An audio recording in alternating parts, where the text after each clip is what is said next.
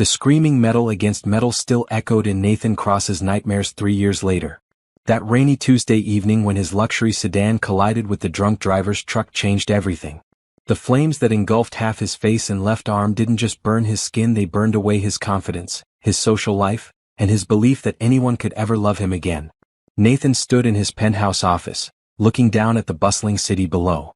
His reflection in the glass showed the harsh reality he lived with every day. The left side of his face bore deep scars that twisted from his temple to his jaw.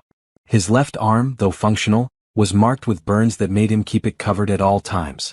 At 32, he was one of the youngest billionaires in the country, but he felt like the loneliest man alive. Mr. Cross.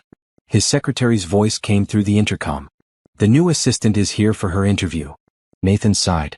This would be the 5th assistant this month. They all started the same way, eager and professional during the phone interview. Then they met him in person. The barely hidden shock in their eyes, the way they tried not to stare, the uncomfortable silence that followed. Most quit within a week. Some didn't even finish the first day. Send her in, Nathan said, turning away from the window. The door opened and he kept his back to her, giving her time to take in his appearance from behind first. Maybe that would make the face-to-face meeting slightly less shocking. Mr. Cross? I'm Gabrielle Johnson. Thank you for this opportunity. Her voice was warm and steady. Nathan slowly turned around, bracing himself for the usual reaction. But when their eyes met, something unexpected happened. Gabrielle didn't gasp. She didn't step back. She didn't even blink. Instead, she smiled, a genuine, beautiful smile that reached her deep brown eyes. It's nice to meet you, Mr. Cross, she said, walking forward with confidence and extending her hand for a handshake. Nathan hesitated. Most people avoided physical contact with him now. But Gabrielle waited patiently, her hand outstretched, her expression calm and friendly. Slowly he reached out and shook her hand.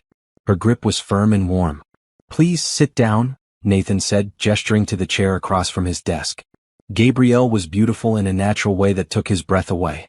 She was about 28, with smooth dark skin and kind eyes that seemed to see right through his scars to something deeper. Her hair was styled in a neat professional bun, and she wore a simple navy blue dress that was both elegant and modest. I've reviewed your resume, Nathan began, settling into his chair. You have impressive qualifications. Harvard MBA, 5 years of experience with executive management, excellent references. But I have to ask, why do you want this position? Because I believe in your company's mission, Gabrielle replied without hesitation. Cross Industries has revolutionized sustainable technology. The work you're doing to create clean energy solutions could change the world. I want to be part of that. Nathan studied her face for any sign of pity or false enthusiasm. He found neither. The hours are long. The work is demanding. And he paused, touching his scarred cheek unconsciously.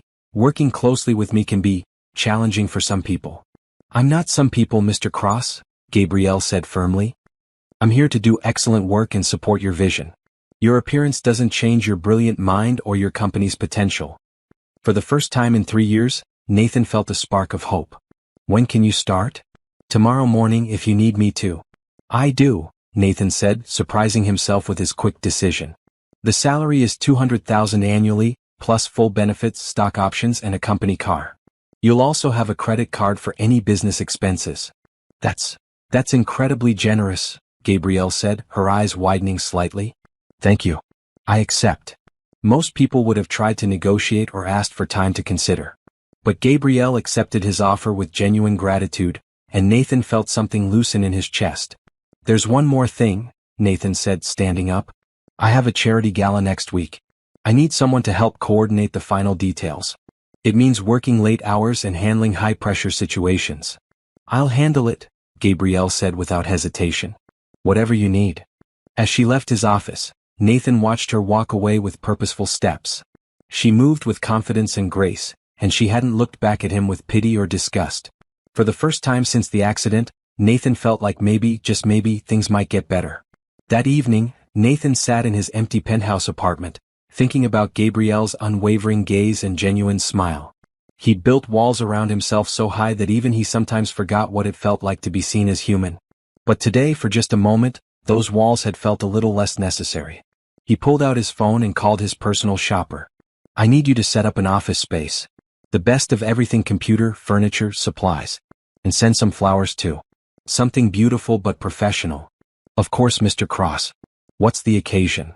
Nathan looked at his reflection in the darkened window. The scars were still there, but somehow they seemed less defining than they had that morning. A new beginning, he said softly.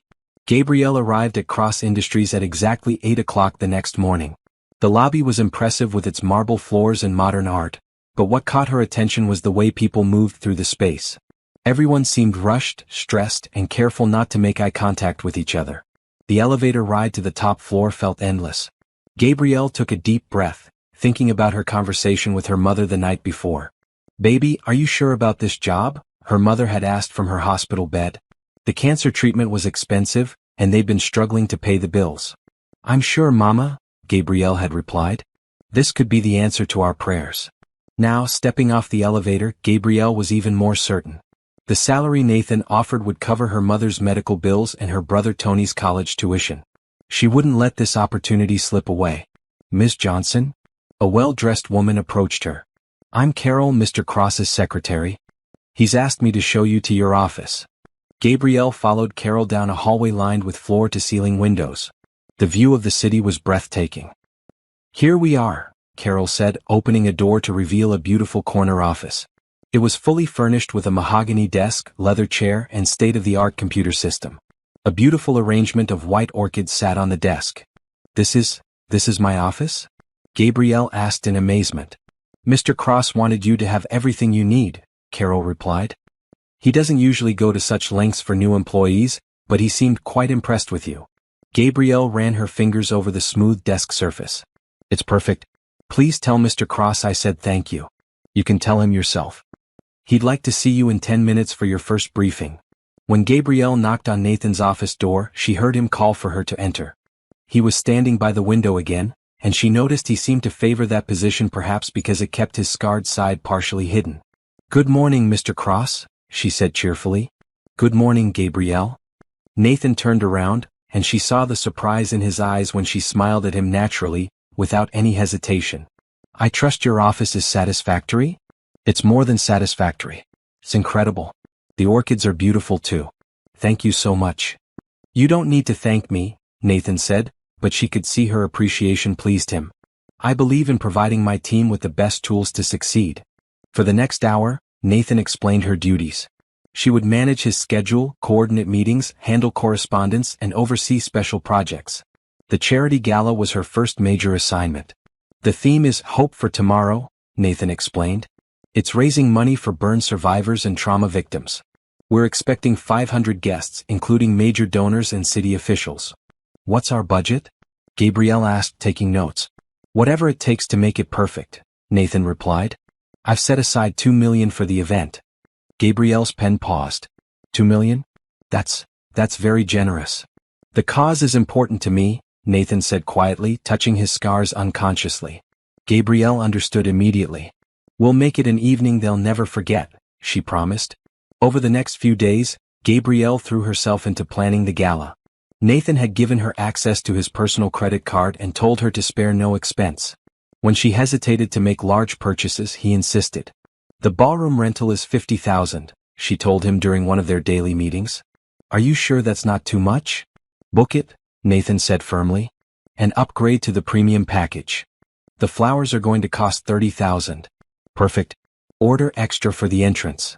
The catering for 500 people will be." "Whatever they quoted, tell them to upgrade everything," Nathan interrupted. "I want the best of everything." Gabrielle had never worked with someone so generous and trusting. Most of her previous bosses questioned every expense and demanded detailed justifications. Nathan simply handed her unlimited resources and trusted her judgment.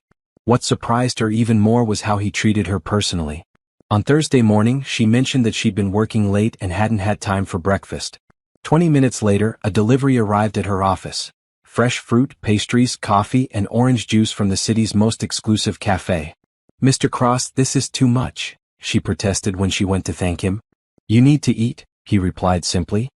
"I can't have my assistant running on empty." "But this must have cost." "Don't worry about the cost," Nathan said. "Just eat something and stay healthy." That afternoon, when Gabrielle mentioned her car was in the shop, Nathan immediately called his driver.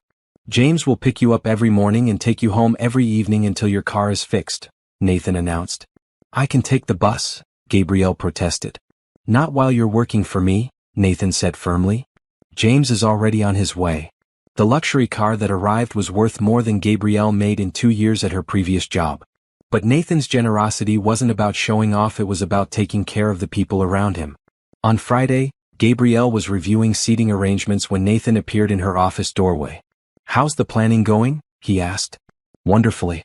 Everything you've provided has made this so much easier, Gabrielle replied. The vendors are thrilled to be working with Cross Industries. Nathan stepped into her office, something he'd been doing more often. She noticed he was more comfortable around her now, not trying to hide his scars as much. I have something for you, he said, placing an envelope on her desk. What's this? Gabrielle asked, opening it to find a credit card with her name on it. For any personal expenses related to the gala. Dress, shoes, hair, whatever you need. Mr. Cross, I can't accept this, Gabrielle said, though her heart was racing at his thoughtfulness. You can and you will, Nathan replied gently. You're representing Cross Industries at this event. I want you to feel confident and comfortable. Gabrielle looked at the credit card, then at Nathan's face. His expression was hopeful, almost vulnerable. Thank you, she said softly. I'll use it wisely. Use it however you want, Nathan replied. There's no limit. As Nathan left her office, Gabrielle held the credit card and felt her heart swell with gratitude. This job was more than she'd ever dreamed of. But more than the money and perks, she was beginning to care about the lonely man behind the scars who was showing her such incredible kindness. That evening, as James drove her home, Gabrielle called her mother. How's the new job, baby? Her mother asked. It's perfect, Mama, Gabrielle replied, watching the city lights blur past. I think I'm exactly where I'm supposed to be. The charity gala was a tremendous success.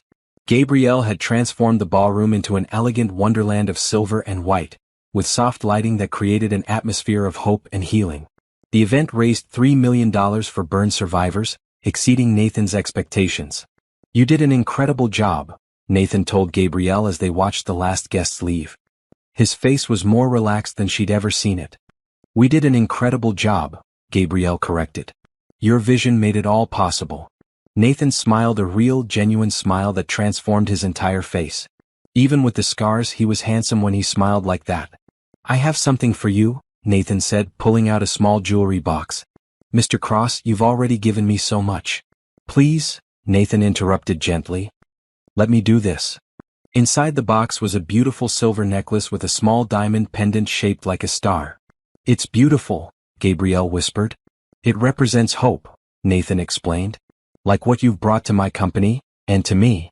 Gabrielle looked up at him, seeing vulnerability in his eyes. Would you help me put it on? Nathan's hands trembled slightly as he fastened the necklace around her neck. It was the first time in 3 years he'd been this close to anyone, and Gabrielle's skin was warm and soft under his fingers. Perfect, he said softly. Over the following weeks, Nathan and Gabrielle settled into a comfortable routine. Every morning she brought him coffee and briefed him on his schedule. She had learned he liked his coffee black with just a touch of sugar, and she always made sure to smile when she greeted him. Good morning, sunshine, Nathan began calling her, which made Gabrielle's heart flutter. Good morning, Mr. Cross, she would reply with a warm smile. Nathan's generosity continued to amaze her. When she mentioned her laptop at home was old and slow, he had a top-of-the-line computer delivered to her apartment that same day. I can't accept this, she protested the next morning. You need it for work, Nathan insisted. Sometimes you have to work from home, and I want you to have the best equipment. When Gabrielle's brother Tony called to say he might have to drop out of college because of financial problems, Nathan overheard her worried phone conversation. How much does he need? Nathan asked after she hung up. Mr. Cross, this isn't your problem. How much? Nathan repeated gently. $25,000 for the semester, Gabrielle admitted quietly. Nathan immediately wrote a check. Give this to your brother. I can't let you. You can and you will, Nathan said firmly. Education is important. Your brother shouldn't have to sacrifice his future. Gabrielle's eyes filled with tears.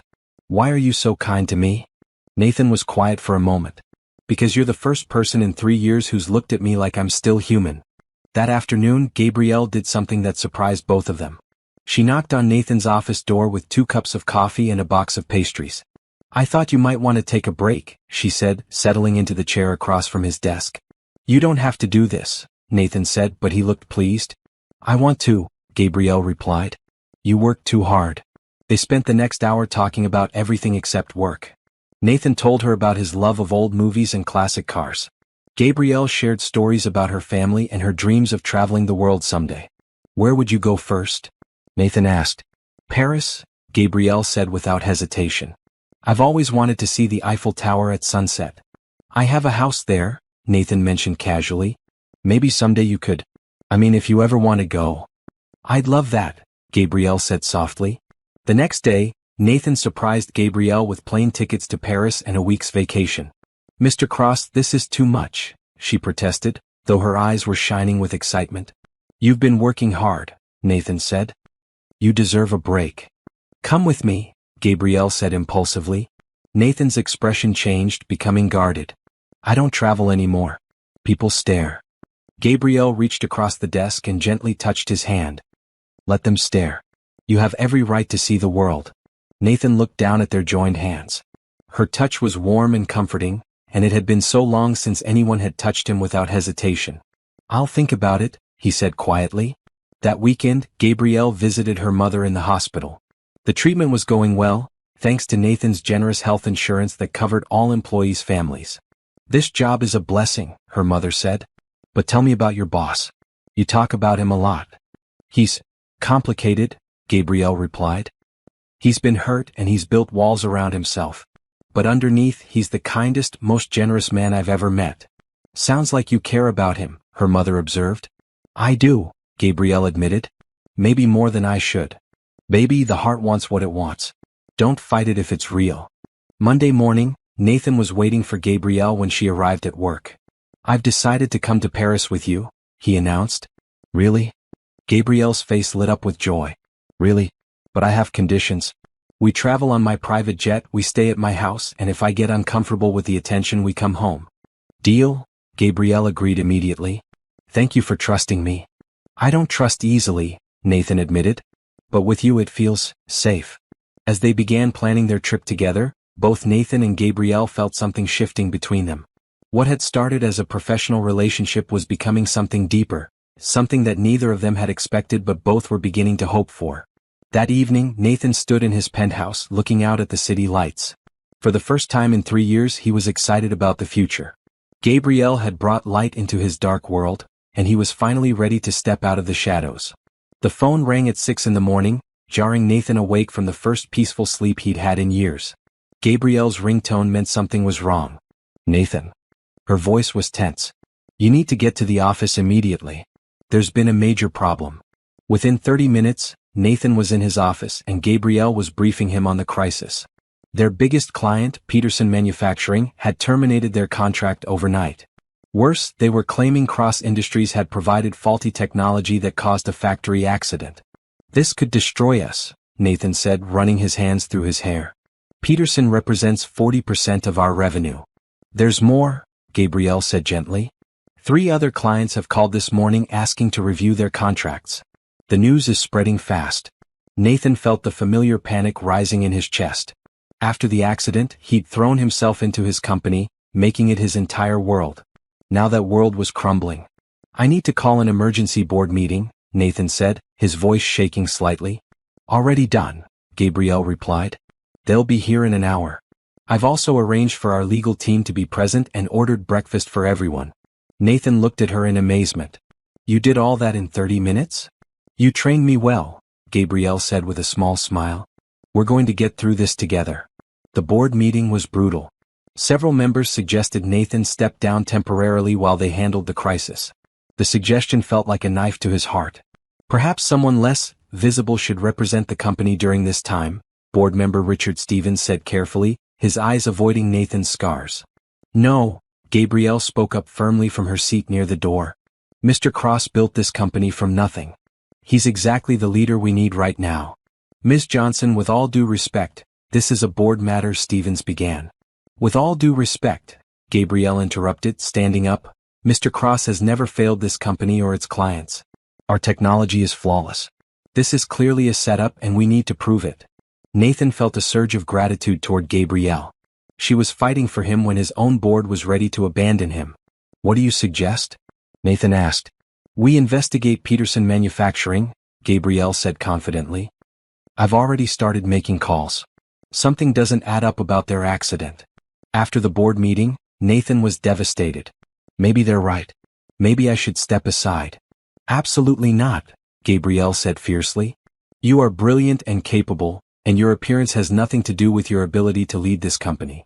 But if showing my face hurts the business, then the business isn't worth saving," Gabrielle interrupted. "But I believe Cross Industries is worth saving, and I believe in you." Nathan looked at her with wonder. "Why do you have so much faith in me?" "Because I see who you really are," Gabrielle said softly. "And who you are is extraordinary." Over the next week, Nathan and Gabrielle worked 18-hour days. Nathan offered to hire an entire team of investigators, but Gabrielle insisted she could handle the research herself. "This will cost a fortune," Gabrielle warned as she prepared to hire private investigators and forensic accountants.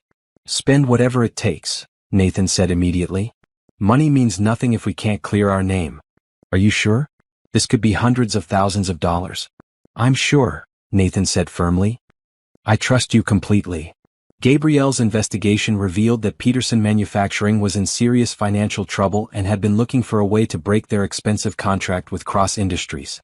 The accident at their factory had been staged. "You were right," Nathan said as they reviewed the evidence together. "How did you know?" "Because I know you," Gabrielle replied. "Your work is perfect. There was no way our technology caused that accident." When they presented their evidence to Peterson Manufacturing's lawyers, the company immediately backed down and paid a settlement to Cross Industries for breach of contract. "We did it," Nathan said in amazement as they watched Peterson's lawyers leave their office. "You did it," Gabrielle corrected. "You never gave up." "I would have given up without you," Nathan admitted. "You saved my company." "We saved your company," Gabrielle said. "We make a good team." Nathan looked at her, his heart full of gratitude and something deeper. "The best team I've ever been part of." To celebrate their victory, Nathan insisted on taking the entire staff out for dinner at the city's most exclusive restaurant. But first he had something special for Gabrielle. "This is for you," he said, handing her an envelope. Inside was a bonus check for $500,000. "Nathan, this is too much," Gabrielle protested, though her hands were shaking. "It's not enough," Nathan replied. "You saved everything I've worked for. This company, my reputation, my future, I owe it all to you." "You don't owe me anything," Gabrielle said softly. "I did it because I believe in you." "Then accept this because you've earned it," Nathan said gently. "Please. Let me show my gratitude." Gabrielle looked at the check, thinking about her mother's medical bills and her brother's education. This money would change everything for her family. "Thank you," she said, her voice thick with emotion. "I accept it with deep gratitude." That evening at dinner, Nathan stood up to address the entire staff. 3 weeks ago, we faced the biggest crisis in Cross Industries history, he began. We survived because we worked together, we trusted each other, and we never gave up. But mostly we survived because of one person's unwavering belief in what we're doing here. He looked directly at Gabrielle. Gabrielle Johnson didn't just save this company. She reminded me what it means to have courage and integrity. She's the reason we're all still here. The entire staff applauded, but Nathan's eyes never left Gabrielle's face. In that moment, she realized something had fundamentally changed between them. This wasn't just professional admiration anymore. Later, as Nathan walked her to her car, Gabrielle turned to face him. "Thank you for trusting me," she said. "Thank you for being worth trusting," Nathan replied. They stood close together in the parking lot, both aware that something significant had shifted between them during the crisis. They had been through fire together and come out stronger. "Gabrielle," Nathan said softly. "Yes. I'm falling in love with you." The words hung in the air between them, honest and vulnerable. Gabrielle's heart raced as she looked at his face, seeing past the scars to the beautiful soul underneath. "I'm falling in love with you too," she whispered. Nathan reached up to touch her face gently. "Are you sure? Once people know about us, there will be attention, questions." "Let them talk," Gabrielle said firmly. "I'm not afraid of loving you." Nathan leaned down and kissed her softly, and in that moment, both of them knew their lives had changed forever. The weeks following Nathan's confession were filled with a happiness neither of them had experienced before. They took things slowly, both understanding that what they were building was precious and worth protecting. Nathan couldn't believe how natural it felt to be with Gabrielle. She never made him feel like he needed to hide his scars or apologize for his appearance. Instead, she seemed to see right through them to the man he was underneath. "Tell me about before the accident," Gabrielle said one evening as they shared dinner in Nathan's penthouse. He'd had his chef prepare her favorite meal, and they were sitting by the floor-to-ceiling windows overlooking the city. Nathan hesitated. He rarely talked about his life before the accident. "What do you want to know?" "Everything," Gabrielle said softly. "What were your dreams? What made you happy?" "I was different then," Nathan said, looking out at the city lights. "More confident, maybe too confident. I thought I was invincible." "You still are, in the ways that matter," Gabrielle said, reaching across the table to take his hand. Nathan felt his chest tighten with emotion. "I used to love parties, being around people. I was engaged to someone." Gabrielle's heart clenched, but she kept her expression calm. "What happened?" "She left me 3 days after I got out of the hospital," Nathan said quietly. "Said she couldn't handle how I looked. Said it wasn't the life she'd signed up for." "Then she never deserved you in the first place," Gabrielle said fiercely. Nathan looked at their joined hands. "Sometimes I wonder what would have happened if the accident never occurred. Would I have become the man I am now? Would I have found you?" "Maybe we would have found each other anyway," Gabrielle said. "Maybe this was always meant to be." "Do you really believe that?" Nathan asked. "Yes," Gabrielle said without hesitation. "I believe you and I were meant to find each other exactly when we did." That weekend, Nathan surprised Gabrielle by taking her to his private garage, where he kept his collection of restored classic cars. "They're beautiful," Gabrielle said, running her hand along the smooth hood of a 1967 Mustang. "I used to restore them myself," Nathan said. "But after the accident I couldn't. My left hand doesn't work as well as it used to." "Show me," Gabrielle said gently. Nathan hesitated, then opened the hood of the Mustang and began explaining the engine. As he talked, his passion for the cars came alive, and Gabrielle saw glimpses of the confident man he used to be. "I have an idea," Gabrielle said suddenly. "What if we restored one together? You could teach me and I could be your hands when you need help." "You want to learn about cars?" Nathan asked in surprise. "I want to learn about the things that make you happy," Gabrielle replied. The next week, they started working on a 1969 Camaro that needed extensive restoration. Nathan ordered the finest parts and tools money could buy, insisting that Gabrielle have everything she needed to learn properly. "This carburetor costs more than my first car," Gabrielle laughed as Nathan unpacked a premium restoration kit. "Only the best for my student," Nathan said, smiling at her enthusiasm. Working on the car together became their favorite way to spend time. Nathan was patient and encouraging as he taught Gabrielle about engines and bodywork. In return, her enthusiasm reignited his own passion for restoration. "You have good hands for this," Nathan told her one Saturday as they worked together to rebuild the engine. "I have a good teacher," Gabrielle replied, looking at him with admiration. One evening, as they cleaned up after a particularly productive session, Gabrielle noticed Nathan rubbing his scarred arm. "Does it hurt?" she asked gently. "Sometimes," Nathan admitted. "The doctors say it always will." Without hesitation, Gabrielle moved behind him and began massaging his shoulders and upper back. Nathan tensed at first. No one had touched his scars since the accident except medical professionals. "Is this okay?" Gabrielle asked, her hands gentle and soothing. "More than okay," Nathan whispered. As her hands worked out the tension in his muscles, Nathan felt something he hadn't experienced in years: complete acceptance. Gabrielle's touch wasn't tentative or pitying. It was loving and healing. "Better?" she asked after several minutes. "Much better," Nathan said, turning to face her. "Gabrielle, What?" she prompted gently. "I never thought I'd feel normal again. But with you I do." Gabrielle cupped his scarred cheek in her palm. "You're normal, Nathan. You're perfect exactly as you are." Nathan leaned into her touch, feeling tears prick his eyes. "How do you do that?" "Do what?" "Make me believe I'm worth loving." "Because you are," Gabrielle said firmly. "You're kind, generous, brilliant, and beautiful. Your scars don't change any of that." That night, Nathan made a decision that surprised both of them. He called his housekeeper and asked her to prepare the guest room.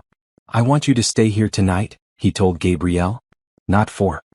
Just to be close. To wake up knowing you're here." "I'd love to stay," Gabrielle said softly. They fell asleep in separate rooms but knowing the other was nearby.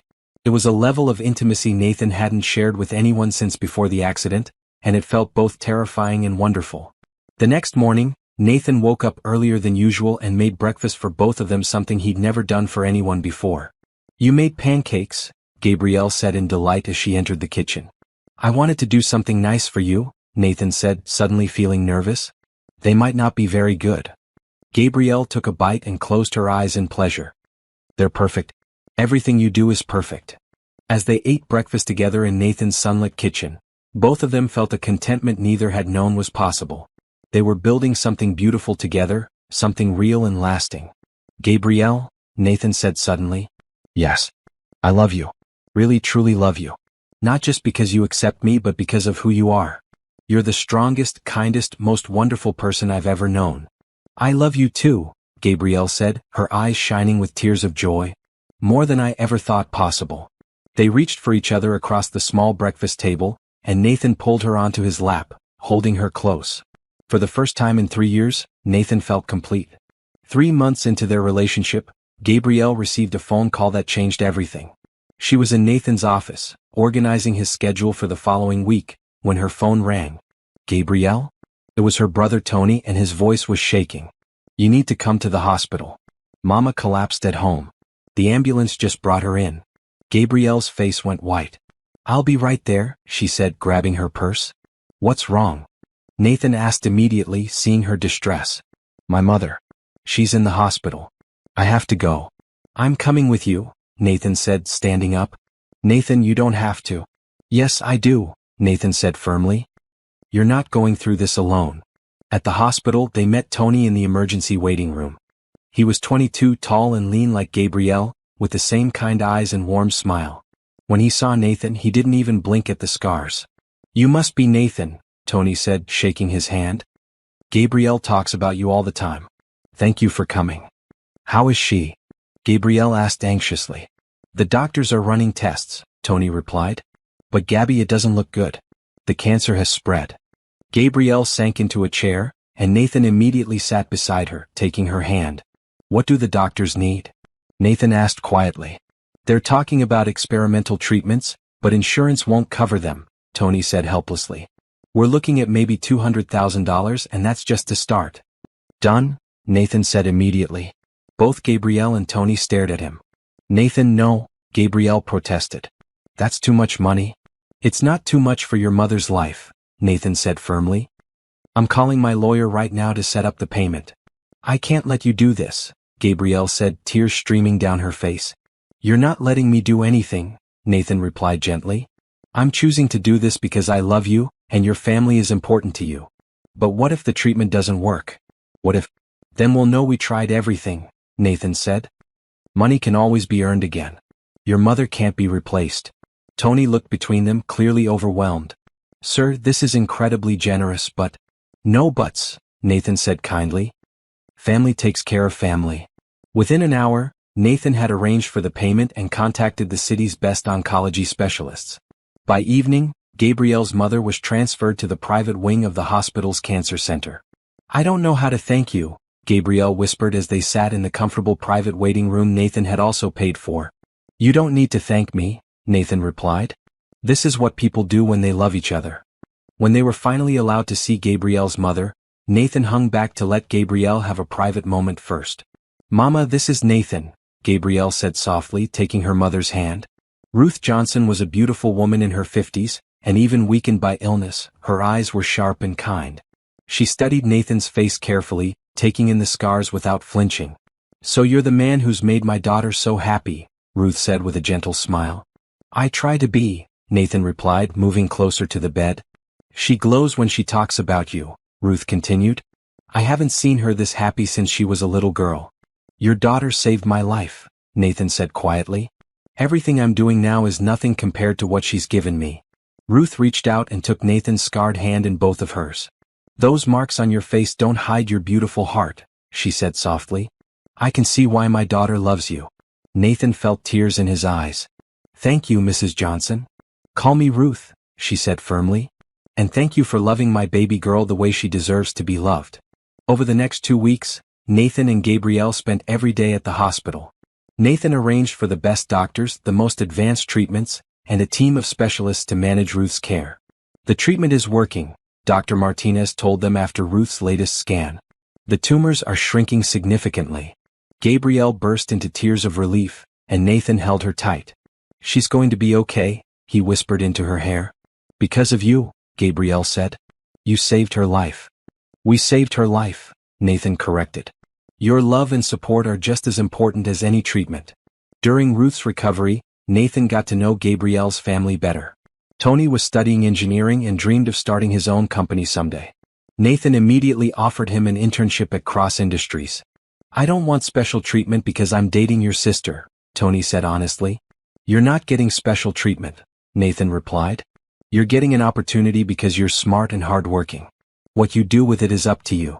Ruth recovered faster than anyone expected. The doctors called it remarkable, but Gabrielle knew her mother was fighting so hard because she wanted to see her daughter truly happy. He's a good man, Ruth told Gabrielle one afternoon as they watched Nathan and Tony work together on Tony's college engineering project. The best man, Gabrielle agreed. Are you going to marry him?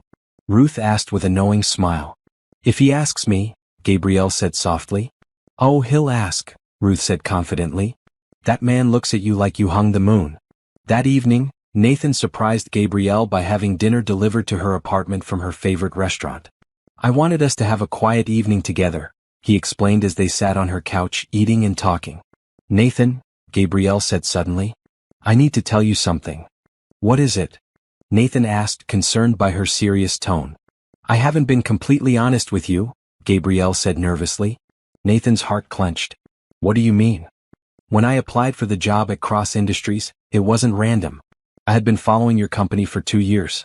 I knew about your work, your reputation, even about the accident. Nathan was quiet, processing this information. I took the job because I admired what you built, but also because I wanted to help, Gabrielle continued. I could see from your interviews that you were in pain and I thought maybe I could make a difference. So you felt sorry for me, Nathan said quietly. No, Gabrielle said firmly. I felt drawn to you. Even before I met you, I could see the man you really are. The accident didn't change that. Nathan looked at her for a long moment. You sought me out? Yes, Gabrielle admitted. But what I found was so much more than I expected. I found the love of my life. Nathan was quiet for several minutes and Gabrielle held her breath, afraid she'd ruined everything. Finally, Nathan smiled. So you're telling me that the best thing that ever happened to me was planned? Maybe it was fate using me as an instrument, Gabrielle suggested hopefully. I don't care how you came into my life, Nathan said, pulling her into his arms. I'm just grateful you're here. Even though I wasn't completely honest? You saved my mother's life without being asked, Nathan said softly. You believed in me when I didn't believe in myself. You loved me when I thought I was unlovable. I don't care what brought you to me originally. Gabrielle felt a weight lift off her shoulders. I love you so much, Nathan. I love you too, Nathan replied. More than I ever thought possible. As they held each other on Gabrielle's couch, both of them felt their love grow even deeper. They had been through crisis together, supported each other's families, and now they had complete honesty between them. They were building something beautiful and lasting. Spring arrived early that year, and with it came a transformation in Nathan that amazed everyone who knew him. The man who had hidden in his penthouse for 3 years was now taking weekend trips with Gabrielle, attending charity events and even smiling in public. You look different, his business partner Marcus Chin observed during a board meeting. Happier. I am happier, Nathan admitted, no longer trying to hide his feelings. The change in Nathan was most visible in how he carried himself. He still bore the scars from the accident, but they no longer seemed to define him. Gabrielle's love had given him back his confidence. I want to take you somewhere special, Nathan told Gabrielle one Friday evening as they finished work. Where? She asked intrigued. It's a surprise. Pack a weekend bag. The next morning, Nathan's private jet flew them to his estate in Napa Valley. Gabrielle gasped as they approached the beautiful property, rolling hills covered with grapevines, a stunning mansion and gardens that looked like something from a fairy tale. Nathan, this is incredible, she breathed as they walked through the vineyard. I bought this place right before the accident, Nathan explained. I never came here afterward. It felt too hopeful. And now? Gabrielle asked, taking his hand. Now it feels like home, Nathan said, looking at her with such love that her heart fluttered. They spent the weekend exploring the property, sharing meals on the terrace overlooking the valley, and talking about everything and nothing. On Sunday morning, Nathan surprised Gabrielle with breakfast in bed. "I could get used to this," Gabrielle said, laughing as Nathan climbed back into bed beside her with a tray of fresh fruit and coffee. "I hope you will," Nathan said quietly. Something in his tone made Gabrielle look at him more carefully. "Nathan? What is it?" "Gabrielle, these past months with you have been the happiest of my life," Nathan began, his voice slightly nervous. "You've given me back everything I thought I'd lost: my confidence, my joy, my hope for the future." "You've given me the same things," Gabrielle said softly. "I know we haven't been together very long, but I can't imagine my life without you anymore," Nathan continued. "You see past my scars to who I really am. You love me completely, and you make me want to be the best man I can be." Gabrielle's heart began racing as Nathan reached into his nightstand and pulled out a small velvet box. "Gabrielle Johnson," Nathan said, opening the box to reveal the most beautiful diamond ring she'd ever seen. "Will you marry me?" Gabrielle stared at the ring, then at Nathan's hopeful, vulnerable face. "Yes," she whispered, then louder, "Yes. Of course yes." Nathan slipped the ring onto her finger with shaking hands, then pulled her into his arms and kissed her deeply. "I love you so much," he murmured against her lips. "I love you too," Gabrielle replied, admiring the way the diamond caught the morning light. "Nathan, this ring is enormous." "You deserve enormous," Nathan said with a grin. "You deserve everything." They spent the rest of the morning in bed, making plans and dreaming about their future together. Nathan had never felt so happy or so complete. "When do you want to get married?" Nathan asked, tracing patterns on Gabrielle's bare shoulder. "Tomorrow," Gabrielle said impulsively, then laughed. "But I suppose we should plan something proper." "We can do whatever you want," Nathan said. "Big wedding, small wedding, courthouse ceremony, I just want you to be happy." "I want my mother to be there," Gabrielle said. "And Tony. And I want it to be beautiful." "Then it will be perfect," Nathan promised. Over the next few weeks, Nathan and Gabrielle threw themselves into wedding planning. Nathan insisted on sparing no expense, booking the city's most exclusive venue and hiring the best vendors money could buy. "The flowers alone are going to cost $50,000, Gabrielle told him nervously as they reviewed the wedding planner's estimates. "Perfect," Nathan said without hesitation. "What about the dress?" "I found one I love, but it's $15,000. "Buy it," Nathan said immediately. "Buy two if you want options." "Nathan, you can't keep spending money like this." "Yes, I can," Nathan interrupted gently. "This is our wedding, Gabrielle. The most important day of our lives. I want it to be perfect for you." Gabrielle looked at him with such love that Nathan felt his breath catch.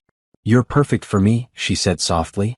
The night before the wedding, Nathan surprised Gabrielle with a gift, a beautiful diamond bracelet that matched her engagement ring. "Something borrowed, something blue," Nathan said, fastening it around her wrist. "But this is something new from me to you." "It's beautiful," Gabrielle whispered, tears in her eyes. "Not as beautiful as you," Nathan replied, cupping her face in his hands. "Tomorrow you become my wife." "Tomorrow you become my husband," Gabrielle replied. "Are you ready for that?" "I've been ready since the day you walked into my office," Nathan said softly. That night, they stayed in separate rooms according to tradition, but neither of them slept much. They were both too excited about starting their new life together. The morning of the wedding, Gabrielle woke up to find her room filled with white roses, hundreds of them, creating a fairyland of beauty and fragrance. "From your groom," the florist said with a smile. "He wanted you to wake up surrounded by beauty." Gabrielle's mother and her bridal party arrived to help her get ready. Ruth looked radiant and healthy, her hair grown back and her eyes bright with joy. "You look like a princess," Ruth said, tears in her eyes as she helped Gabrielle into her wedding dress. "I feel like one," Gabrielle replied, looking at herself in the mirror. The dress was perfect, elegant, classic, and made her feel like the most beautiful woman in the world. Meanwhile, Nathan was getting ready with Tony, who was serving as his best man. "You nervous?" Tony asked as he helped Nathan with his cufflinks. "Terrified," Nathan admitted with a laugh. "But in the best way possible." "She loves you, you know," Tony said seriously.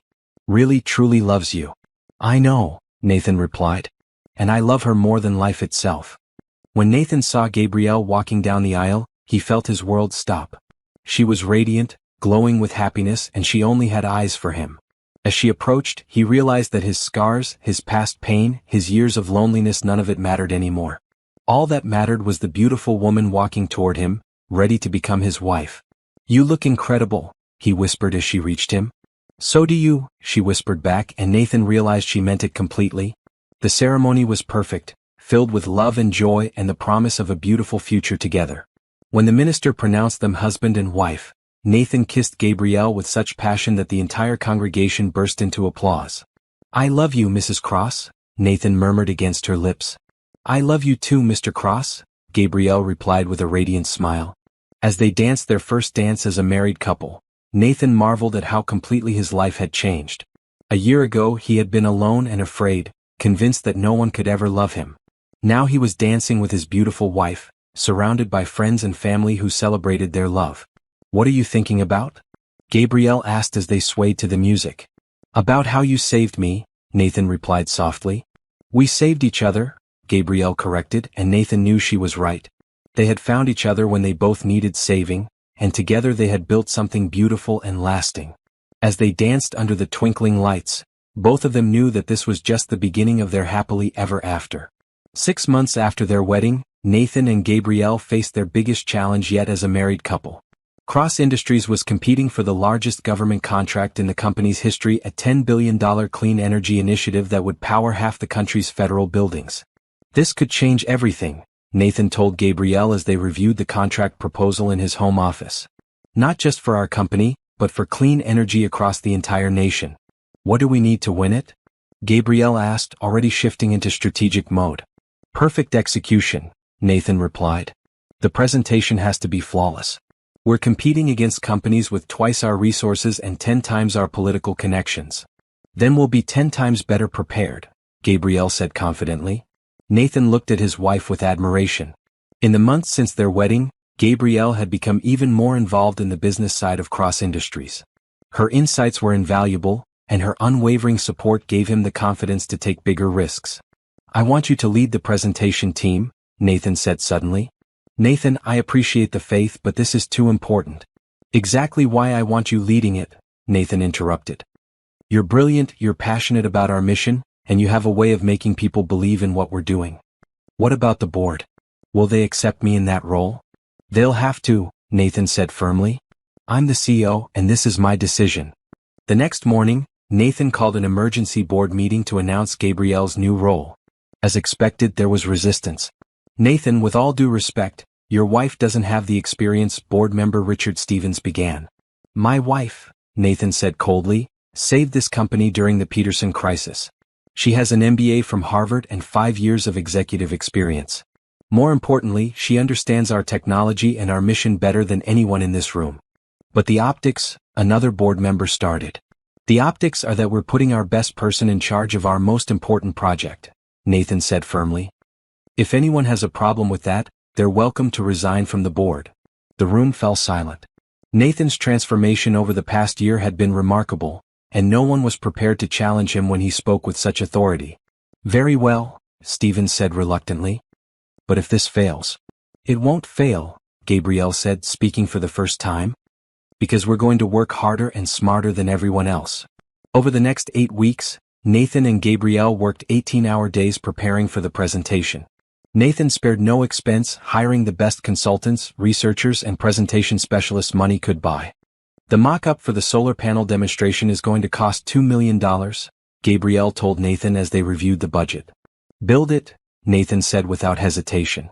The interactive holographic displays for the presentation. Whatever it costs, Nathan interrupted. This is our shot to change the world. Gabrielle marveled at Nathan's willingness to invest everything in their success. But more than his financial support, she valued his complete trust in her abilities. 3 days before the presentation, disaster struck. Their main competitor, Hartwell Industries, leaked false information suggesting that Cross Industries' technology was unreliable. It's Peterson manufacturing all over again, Nathan said grimly as they watched the news coverage. No, it's not, Gabrielle said firmly. Because this time we're ready for it. Within hours, Gabrielle had assembled a crisis response team. Nathan immediately approved hiring the best public relations firm in the country and authorized a $2 million emergency response campaign. Are you sure about spending this much? Gabrielle asked, even though she knew it was necessary. I trust you completely, Nathan said. Do whatever it takes. Gabrielle's response was swift and decisive. Instead of just defending their technology, she went on the offensive, releasing detailed comparisons showing how cross-industry systems outperformed their competitors in every category. "You're incredible," Nathan told her as they watched their stock price recover and public opinion shift in their favor. "We're incredible together," Gabrielle corrected. The day of the presentation, Nathan and Gabrielle arrived at the federal building in Washington, D.C. to find a room full of government officials, energy experts, and representatives from competing companies. "Ready?" Nathan asked as they prepared to enter the presentation room. "Ready?" Gabrielle replied, squeezing his hand. Gabrielle's presentation was masterful. She spoke passionately about clean energy's potential to transform the country while backing up every claim with solid data and compelling demonstrations. The interactive displays Nathan had paid for created an immersive experience that left the audience amazed. "Cross Industries doesn't just provide clean energy," Gabrielle concluded. "We provide a vision of the future where America leads the world in sustainable technology." The standing ovation lasted 3 minutes. After all the presentations were complete, Nathan and Gabrielle waited anxiously for the decision. 3 days later they received the call. "Cross Industries has been awarded the contract," the government official announced. Nathan and Gabrielle looked at each other in stunned silence for a moment, then erupted in celebration. "We did it!" Gabrielle screamed, jumping into Nathan's arms. "You did it," Nathan said, spinning her around. "You were perfect." "We did it together," Gabrielle insisted as he set her down. The contract signing ceremony was held at the White House, with the president himself congratulating Nathan and Gabrielle on their innovative approach to clean energy. "This partnership represents the future of American energy independence," the president said as cameras flashed around them. That evening, Nathan surprised Gabrielle with a celebration dinner for their entire team at the most exclusive restaurant in Washington. "I have an announcement," Nathan said, standing up to address the group. "This contract will triple the size of Cross Industries. We're going to be hiring 5,000 new employees and opening offices in 12 new cities." The team cheered, but Nathan wasn't finished. "More importantly, this success belongs to all of you, but especially to my wife, Gabrielle. She led this team with brilliance and courage, and she deserves the credit for this victory." Nathan turned to Gabrielle with love shining in his eyes. "Gabrielle, I'm promoting you to Chief Operating Officer of Cross Industries. You've earned it." Gabrielle stared at him in shock. "Nathan, are you serious?" "Completely serious," Nathan replied. "The board voted unanimously this afternoon. You're now the second highest-ranking executive in the company." "I accept," Gabrielle said, tears of joy streaming down her face. With gratitude and excitement. The celebration continued late into the night, but eventually Nathan and Gabrielle found themselves alone on their hotel balcony, looking out over the lights of the nation's capital.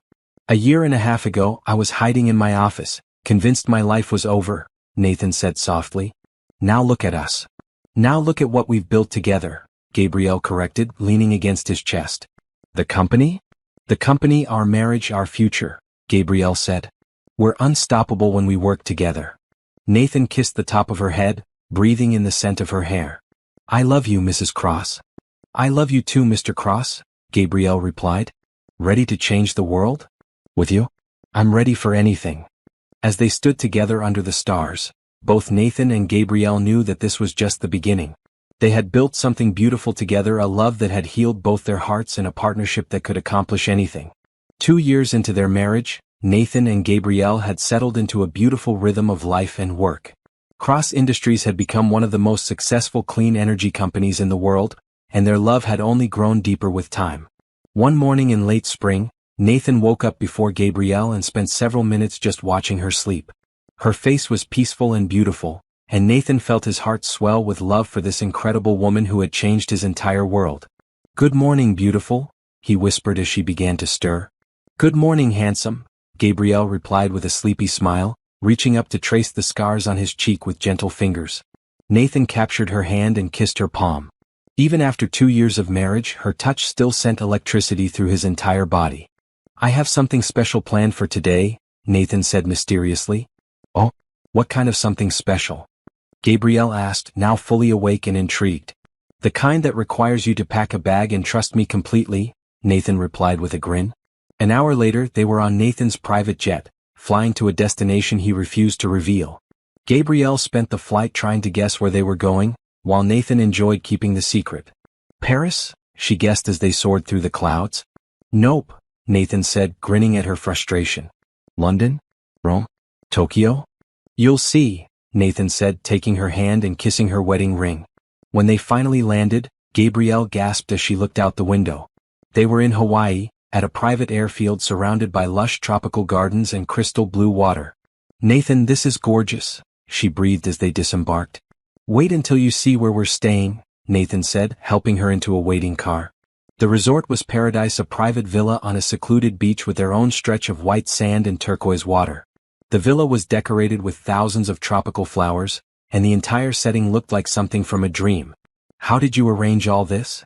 Gabrielle asked in wonder as they explored their temporary home. I may have bought the resort, Nathan said casually. You bought an entire resort? Gabrielle stared at him in amazement. It was for sale, and I thought it would be nice to have a place where we could escape whenever we wanted, Nathan explained. Do you like it? Like it? Nathan, it's the most beautiful place I've ever seen, Gabrielle said, throwing her arms around him. They spent the first day exploring the resort, swimming in the private lagoon, and enjoying massages on the beach. But Gabrielle could sense that Nathan was planning something. He seemed excited and nervous in a way that reminded her of their wedding day. On their second evening, Nathan suggested they take a sunset walk on the beach. They walked hand in hand along the shore, watching the sky turn brilliant shades of orange and pink. Gabrielle, Nathan said suddenly, stopping near a secluded cove where he'd arranged for thousands of white rose petals to be scattered on the sand. Nathan, what? Gabrielle began, but her words died as Nathan dropped to one knee in front of her. I know we're already married, Nathan said, his voice thick with emotion, but I want to ask you something I should have asked 2 years ago.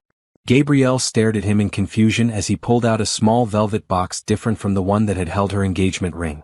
When I proposed the first time, I was still scared and broken, Nathan continued. I was so grateful that you loved me that I didn't think about what I was asking of you. I didn't consider the challenges you'd face being married to someone with my visibility. Nathan, Gabrielle started, but he held up his hand.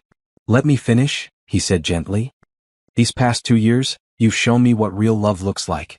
You've stood by me through business crises and public scrutiny. You've made me believe I deserved happiness. You've loved me not despite my scars but with them. Tears were streaming down Gabrielle's face as Nathan opened the box to reveal a beautiful eternity band covered in diamonds. Gabrielle Cross, Nathan said, his voice strong and sure, you are the love of my life, my partner in everything, and the most incredible woman I've ever known. Will you choose me again? Will you renew your promise to spend the rest of your life with me? Yes, Gabrielle whispered, then louder, yes, of course yes. Nathan slipped the eternity band onto her finger next to her wedding ring, then stood up and pulled her into his arms, spinning her around as she laughed and cried at the same time. I love you so much, Nathan said, setting her down and cupping her face in his hands. More every single day. I love you too, Gabrielle replied. But Nathan, you didn't need to ask me again. I chose you the first time and I choose you every day. I know, Nathan said softly. But I wanted you to know that I'm choosing you too, every single day with my whole heart. As they kissed on the beach surrounded by rose petals and the sound of gentle waves, both Nathan and Gabrielle felt their love deepen even further. They had already weathered so many storms together, and each challenge had only made them stronger. That night, they had dinner on their private terrace under a canopy of stars. Nathan had arranged for a string quartet to play softly in the background, and the entire scene was magical. I have another surprise, Nathan said as they finished dessert. Another surprise? Nathan, you've already given me paradise, Gabrielle laughed. This one's different, Nathan said, suddenly looking nervous again. I've been thinking about our future, about what we want to build together. Okay, Gabrielle said, intrigued by his serious tone. I know we've talked about having children someday, Nathan began carefully. And I know that with my appearance our children might face challenges. Nathan Cross, Gabrielle interrupted firmly, if you think your scars would make you any less of an amazing father, you're wrong. I want to be a father, Nathan said quietly. I want to have children with you and watch you be the incredible mother I know you'll be. Then let's have children, Gabrielle said simply. There's something else, Nathan continued. I've been doing some research and there are surgical options now that might reduce the visibility of my scars. Not for me, he added quickly, but for our future children. I don't want them to be embarrassed by how their father looks. Gabrielle stood up from her chair and moved to sit on Nathan's lap, framing his face with her hands. Listen to me carefully, she said firmly. Your scars are part of you and I love every part of you. If you want to explore surgical options for yourself, I'll support you completely. But don't you dare do it because you think our children won't be proud to have you as their father. Nathan felt tears in his eyes. How did I get so lucky to find you? We found each other, Gabrielle corrected. And our children when we have them are going to be lucky to have you as their father, scars and all. They spent the rest of their Hawaiian vacation talking about their dreams for the future children, expanding Cross Industries globally, the foundation they wanted to start for burn survivors. With every conversation, Nathan felt more confident about the life they were building together. On their last night, as they lay in bed listening to the ocean waves, Nathan turned to Gabrielle with a serious expression. I need to tell you something, he said quietly. What is it? Gabrielle asked, concerned by his tone. Before the accident, I thought I knew what love was, Nathan said. I thought love was about finding someone who made you happy and hoping they'd stay. But you've taught me that real love is so much more than that. What is real love? Gabrielle asked softly. Real love is finding someone who sees your soul and chooses to stand with you no matter what comes, Nathan replied. It's building something together that's stronger than either of you could be alone. It's healing each other's broken places and creating something beautiful from the pieces. That's exactly what we've done, Gabrielle said, tears in her eyes. That's exactly what we'll keep doing, Nathan agreed, for the rest of our lives. As they held each other in the tropical darkness, both Nathan and Gabrielle knew that their love story was far from over. They had found something rare and beautiful together, and they were ready to spend the rest of their lives nurturing it and watching it grow. 1 year later, Nathan and Gabrielle stood in the nursery of their penthouse, putting the finishing touches on the room that would soon welcome their first child. The walls were painted a soft yellow, and everything was decorated in whites and creams perfect for either a boy or a girl. I can't believe she'll be here in just 2 weeks, Gabrielle said, running her hand over her rounded belly. After months of keeping the baby's gender a surprise, they had finally learned they were having a daughter. I can't believe I'm going to be a father, Nathan replied, adjusting a mobile of silver stars above the crib. Sometimes I still feel like I'm dreaming. Well, when she kicks me at 3 in the morning it feels very real, Gabrielle laughed. Nathan moved behind her and wrapped his arms around her, resting his hands on her belly. As if summoned by her father's touch, the baby kicked, and Nathan felt his eyes fill with tears as they did every time he felt his daughter move. Hello, little one, he whispered to Gabrielle's belly. Daddy loves you so much already. The past year had been a whirlwind of joy and growth for both of them. Cross Industries had expanded internationally with offices now in 15 countries. Gabrielle, even while pregnant, had proven to be an exceptional COO, leading the company to record profits and groundbreaking innovations in renewable energy. The board wants to throw you a baby shower, Nathan told Gabrielle as they reviewed quarterly reports in their home office. The board wants to throw me a baby shower? Gabrielle asked in surprise. Richard Stevens suggested it, Nathan said with a grin. Can you believe the same man who questioned your qualifications 2 years ago is now planning parties for you? People change when they see results, Gabrielle replied, then winced as the baby kicked particularly hard. This little girl is definitely going to be strong-willed like her mother. And brilliant like her father, Nathan added, kissing Gabrielle's temple. The baby shower was held at Cross Industries, in the executive conference room that had been transformed with pink and white decorations. The entire staff attended, along with Gabrielle's family and their close friends. I have something special for you, Nathan announced, standing up to address the room. He gestured to 2 security guards who wheeled in a large covered object. Nathan, what did you do? Gabrielle asked suspiciously.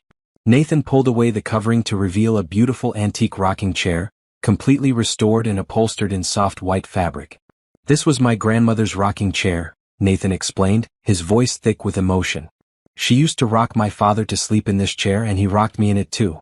I had it completely restored for our daughter. Gabrielle burst into tears, overwhelmed by the thoughtfulness of the gift and what it represented. Nathan was passing down family traditions to their child, confident that his scars wouldn't matter to the next generation. It's perfect, she whispered as Nathan helped her settle into the chair. She's going to love it. 2 weeks later, at exactly 3:42 in the morning, Gabrielle woke Nathan with a gentle shake. It's time, she said calmly. Nathan jumped up so quickly he nearly fell over. Time? Are you sure? What do we do? Should I call the doctor? The car? The hospital? Breathe, Gabrielle said with a laugh despite her contractions. We have time. but we should probably head to the hospital soon. Nathan had prepared for this moment for months, but nothing could have prepared him for the actual experience. He was simultaneously terrified and thrilled as they made their way to the hospital's private maternity wing. "You're going to be amazing," Gabrielle told him as they waited for the doctor to check her progress. "What if she's scared of how I look?" Nathan asked quietly, voicing the fear he'd carried throughout Gabrielle's pregnancy. "She's going to see the man who loves her mother more than life itself," Gabrielle replied firmly. "She's going to see her daddy and she's going to love you completely." After 12 hours of labor, Sophia Grace Cross entered the world at 3:22 p.m., weighing 7 pounds and 2 ounces. When the doctor placed the tiny, perfect baby in Nathan's arms, he felt his entire world shift. "Hello, beautiful girl," he whispered, tears streaming down his face. "I'm your daddy." Sophia opened her dark eyes the same color as her mother's and seemed to look directly at Nathan's face. She didn't cry or flinch at his scars. Instead, she seemed to study him with the serious expression of someone much older than 3 minutes. "She's perfect," Nathan breathed, unable to take his eyes off his daughter. "She looks just like you," Gabrielle said softly, reaching out to touch Sophia's tiny hand. "She's beautiful like her mother," Nathan corrected, but he could see similarities between himself and his daughter in her serious expression and the shape of her eyes. Over the next few days in the hospital, Nathan barely left Sophia's side. He changed her diapers, fed her bottles, and spent hours just holding her and talking to her softly. "You're a natural," the nurse told him as she watched Nathan expertly swaddle Sophia. "I never thought I'd get to do this," Nathan admitted. "I never thought anyone would want to have children with me." "Your wife and daughter are lucky to have you," the nurse said kindly. When they brought Sophia home, Nathan carried her carefully through the penthouse, showing her every room. "This is your home, sweetheart," he said softly as he settled into the antique rocking chair with Sophia in his arms. "This is where you're going to grow up surrounded by love." Gabrielle watched from the doorway, her heart full as she observed her husband with their daughter.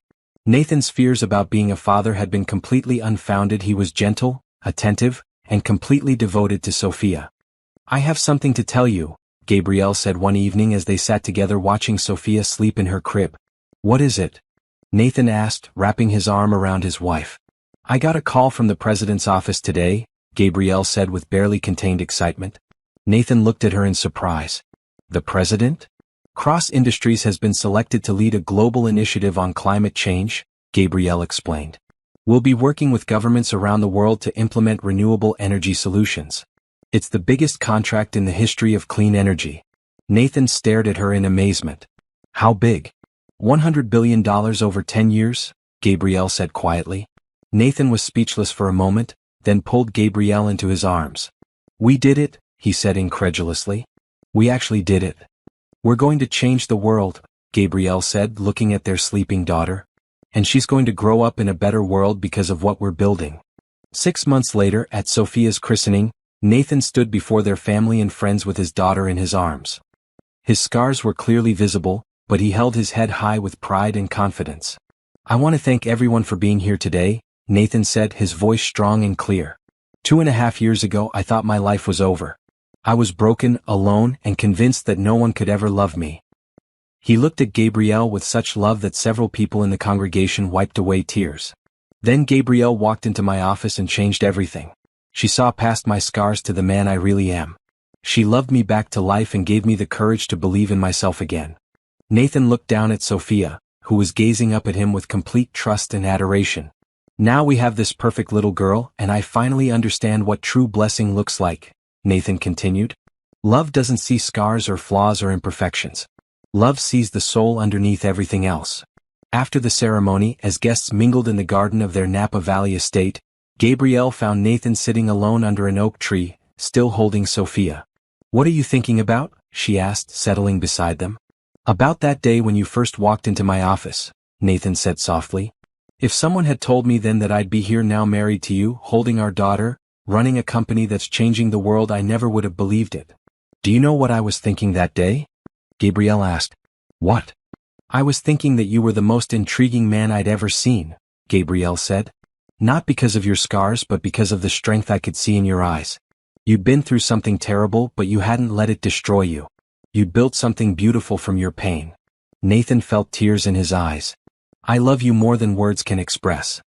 "I love you too," Gabrielle replied, leaning against his shoulder. All of you exactly as you are. As the sun set over their vineyard, Nathan and Gabrielle sat together with their daughter, surrounded by family and friends who celebrated their love story. They had found each other when they both needed saving, and together they had built something beautiful and lasting. Sophia gurgled happily in her father's arms, reaching up to touch his scarred cheek with her tiny fingers. Nathan smiled down at her, no longer seeing his scars as marks of damage, but as evidence of survival, strength, and the journey that had led him to this perfect moment. What do you think her story will be? Nathan asked softly. I think, Gabrielle said, watching their daughter's bright eyes take in the world around her, she's going to change the world even more than we have. With parents like us, how could she not? Nathan replied with a grin. As the evening stars began to appear in the darkening sky, the Cross family sat together in perfect contentment. They had weathered every storm, overcome every obstacle, and built a love that would last a lifetime. Their story was one of healing, hope, and the transformative power of unconditional love. Nathan had learned that true strength wasn't about having a perfect appearance or living without scars. True strength was about letting yourself be loved completely and loving completely in return.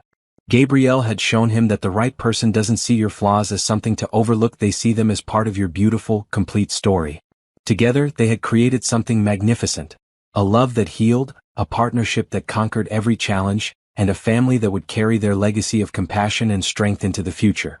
And as they looked ahead to all the adventures still to come, both Nathan and Gabrielle knew that their greatest love story was just beginning.